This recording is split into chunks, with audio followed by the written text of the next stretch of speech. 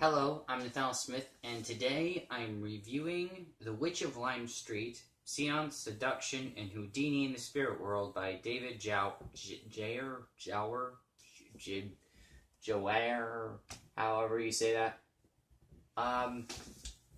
This book is freaking awesome, and I absolutely love it. And, okay, I think I need to explain what the book is about.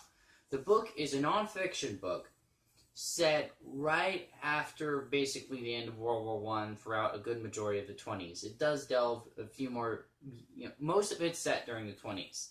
And the thing that's interesting about it is it's the history of the spiritualism movement, which was a movement about, a sort of religious movement created about the communication of ghosts.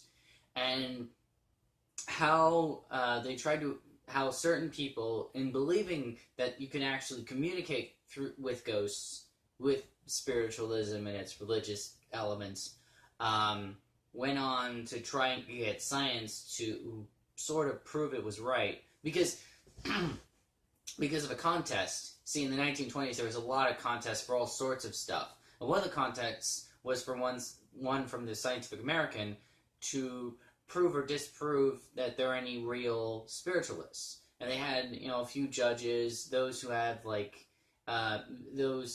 most of them being scientists of one sort or another. And one of the judges for the Scientific American was Houdini. But what's really interesting is, how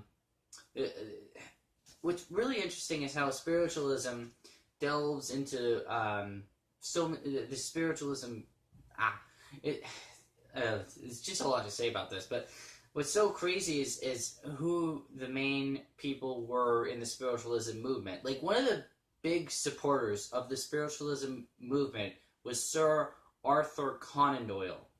Yes, that's Sir Arthur Conan Doyle. And with Sir Arthur Conan Doyle, who deeply believed in spiritualism and tried his best to prove it, there's Houdini, one of the great magicians of all time, who strongly disbelieved in spiritualism, and also tried to prove that most of the spiritualists were just fakes, essentially. The history has this crazy mystery element about Marjorie and her abilities. Some say she's a fraud, but some of the methods in which they say she's a fraud is, I